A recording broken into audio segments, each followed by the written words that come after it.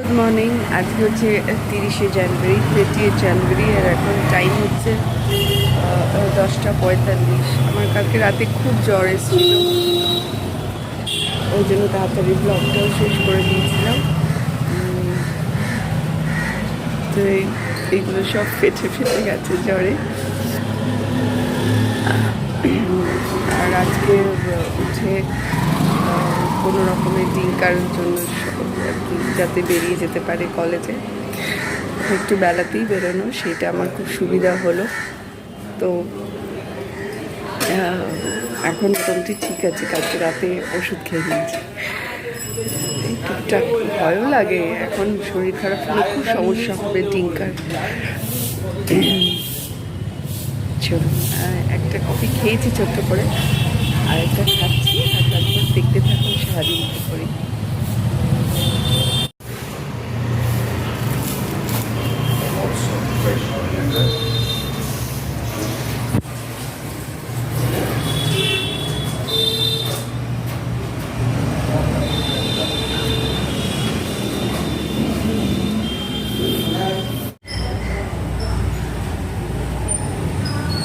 জানলাটা খুলি।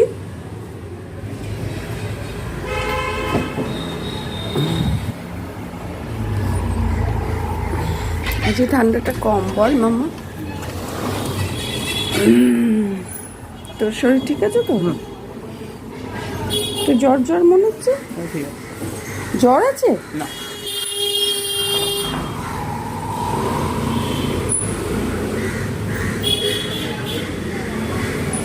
আমার কালকে ওষুধ খেয়ে জ্বরটা একটু কমে গেছে।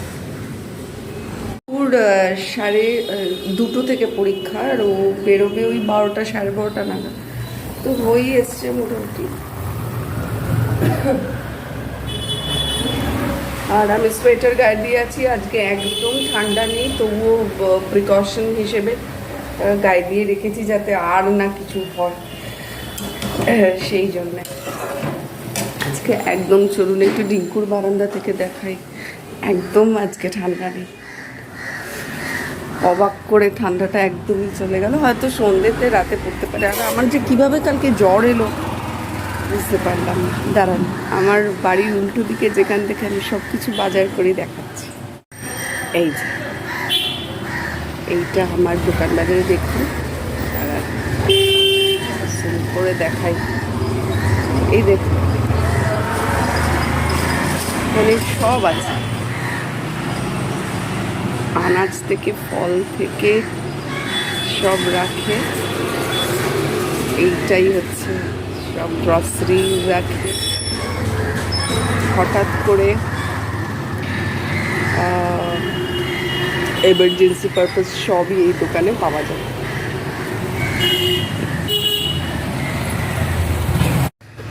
তো দেখলেন তো, ওখানে এই দোকানটায় আর কি মোটামুটি ও সব রাখে। এবার বাইরে থেকে বাজার করে আসার পর যদি এমার্জেন্সি কিছুই থাকে তো ওখান থেকে সবাই কেনে। মোটামুটি সারা পাড়া এই দোকান থেকেই সব কিছু কেনে। এগুলো করে নিই, তারপর আবার আসছি।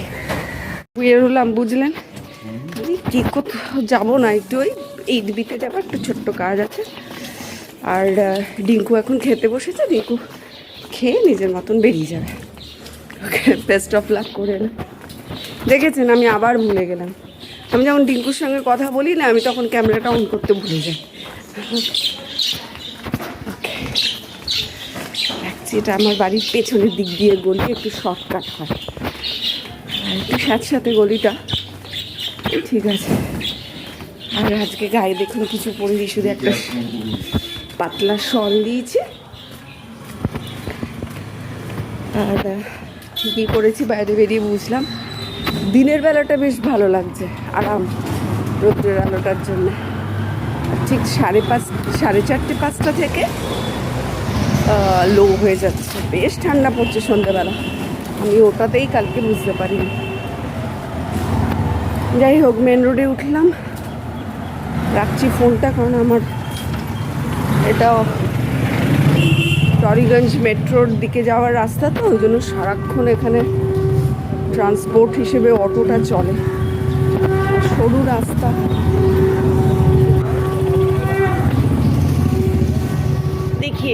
আর একবার অন করছি। Jadavpur telephone exchange. আর এই রাস্তাটা যাচ্ছে হচ্ছে বিজয়গড়, আর এই সোজা রাস্তাটা যাচ্ছে হচ্ছে 8B।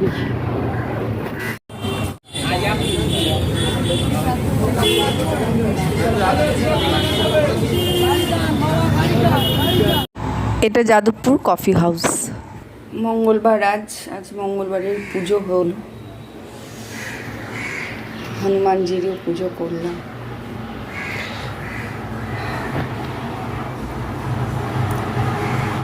এখন বাজে 3টে বাজতে 5 মিনিট বাকি। তো লাঞ্চ করে বেরোলাম, এখন একটা জায়গায় যাচ্ছি। এখন বলবো না, আপনারা দেখতেই বুঝতে পারবেন। দারুণ জায়গা, যারা গেছেন তাদের তো ভালো লাগবেই, যারা যাননি অথচ নাম শুনেছেন তাদের খুব ভালো লাগবে। দেখছি কতটা ক্যামেরায় বন্দি করতে পারি, কারণ একদম ভেতরে ক্যামেরা বোধহয় অ্যালাউ নয়। দেখতে থাকুন আমার ব্লগ।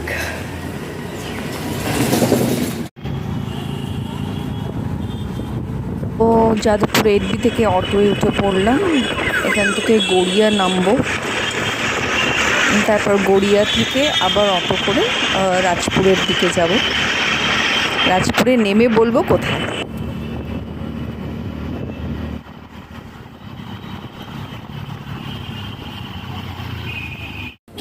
তো কোথায় এলাম? রাজপুর, বিপত্তারিণী, চণ্ডীবাড়ি।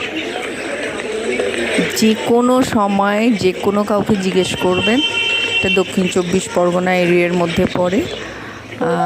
আর আপনাদের বলেই দিলাম কিভাবে আসতে হবে। দেখুন কি সুন্দর জায়গাটা, প্রচুর হয়তো নামও শুনেছেন। গুগল সার্চ করলেই সোজা আপনাদের লোকেশন দেখিয়ে দেবে। তো আজকে মঙ্গলবার, শনিবার আর মঙ্গলবার করে এখানে প্রচণ্ড ভালো পুজো হয় আর খুব ভিড়ও হয়। ভেতরে ফুলের মালা, প্রসাদ নেওয়ার দোকান আছে, অন্যান্য মন্দির প্রতিষ্ঠানদের মতনই। তো আমি এখান থেকে একটুখানি প্যারা নিয়ে নিলাম। আর কোভিডের পর থেকে ভেতরে আর কি ফুলের মালা বা ফুল বিকেলবেলা অ্যালাউড নয়।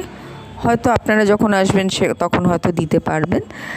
তো আমি প্রসাদ নিয়ে নিলাম। আপনারা যে কোনো দিন আসতে পারেন। দেখুন অনেক রকমের সুন্দর সুন্দর জিনিস, মায়ের ছবি দেওয়া নানান রকমের জিনিস, অন্যান্য জায়গার মতনই। খুব শান্তি পাবেন। বাইরে চটি, জুতো সব খুলে রাখার জায়গা আছে আলাদা, তার জন্য আলাদা পয়সা নেয় না এই প্রতিষ্ঠানে। তো এখান থেকে আপনাদের ঢুকতে হবে খালি পায়ে। আর এই দেখুন, এটা হচ্ছে গ্রাউন্ড ফ্লোরটা, আর মা আছেন ওপরে ফার্স্ট ফ্লোরে একতলায়। তো এখানেও নানান রকমের মূর্তি আছে। খুব খুব খুব ভালো লাগবে। এই এখান দিয়ে যাব আমি ফার্স্ট ফ্লোরে, আর লাইন করে করেই যেতে হয়। আজকে একটু দেখলাম ভিড়টা কম, অতটা রাশ নেই। তো এই লাইনটা পুরোই এই সিঁড়ি দিয়ে দিয়ে দিয়ে দিয়ে যেতে হয়। অবশ্যই হাতে সময় নিয়ে আসবেন, ঘুরে চারদিকটা দেখতে পারবেন। এই যে মায়ের মূর্তি, কি সুন্দর রূপ দেখুন। আর মাকে সাজানো হয়েছে।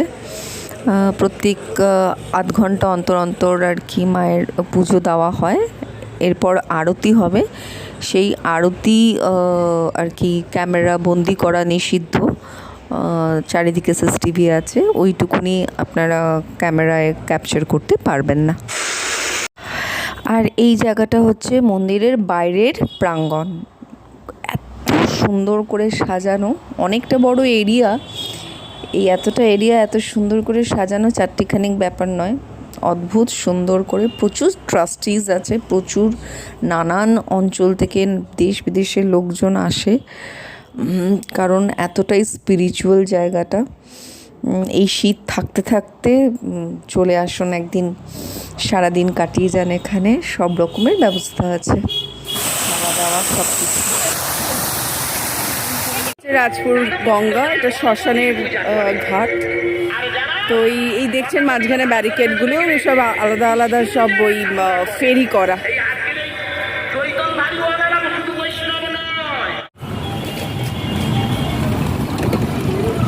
এবার একটু রাজপুরের দিকে হাঁটছি, বেশি দূর নয়, চপের দোকান খুঁজছি। এইটা রাজপুর মেন রোড, এর আগে নরেন্দ্রপুর, আর এর পরে হচ্ছে এই রাস্তাটা হচ্ছে বারুইপুর যাচ্ছে। আর এই পাশে গঙ্গা, আর এই পাশে মন্দিরে গেলাম, বিপত্তারিণী মন্দির। দেখি চপ বা চায়ের দোকান পাই কিনা। অনেকক্ষণ চা খাইনি, অনেকক্ষণ কি, আমি তো বিকেলের চাই খাইনি। এইসবে পুজো দিয়ে বেরোলাম, এবার একটু চা না খেলে হবে না, তারপর অটো ফটো ধরবো। ঠিক আছে, চায়ের দোকান খুঁজে নিই। চায়ের দোকানটা পেলাম একদম রাজপুর শ্মশানের পাশে, আর একদম রাস্তার ওপরেই, দেখুন রাস্তার ওপরে। তো ওনাকে বললাম যে চিনি ছাড়া লাল চা বানাতে, তো উনি এখন বানাচ্ছেন। ওই মোড়টা থেকে রাস্তা থেকে চট করে 218 পেয়ে গেলাম। 218 একদম খালি ঘুরেছি, দেখছি কোথায় পুরুলিয়াতে নামতে পারি আরেকটা কারণে।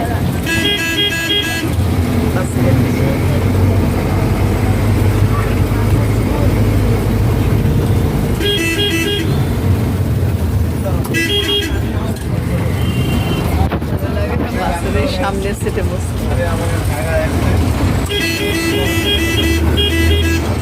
কামাল গেছে। একটু হনুমান মন্দিরে নামলাম, একদম গড়িয়া মোড়ে আছে, 5-6 নম্বর বাস স্ট্যান্ডের মাঝখানে। ওখানে একটু পুজো দিয়ে এবার বাড়ি চলে যাচ্ছি। আর ডিঙ্কু কল করেছিল, ডিঙ্কু কল করে বললো মা আমি বাড়ি চলে এসেছি, মানে ওর পরীক্ষা হয়ে গেছে। আমার আর 10-15 মিনিট বাদে এই যে এই মন্দিরটা,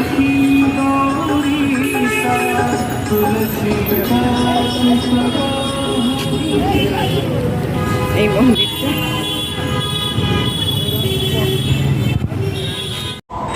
চপ খেতে ইচ্ছা হয়েছিল, আর রাজপুরে চপের দোকান ছিল কিন্তু প্রচণ্ড ভিড়। তো আমি এই যাদবপুর এডবিতে এসে মোড়ের মাথায় চপ পেলাম। চপ যখন খাবো ইচ্ছা হয়েছে তো খেয়েই নিলাম, আর ডিঙ্কুর জন্য নিয়েও নিলাম। ডিঙ্কাকে একটু কফি দিয়ে আসি।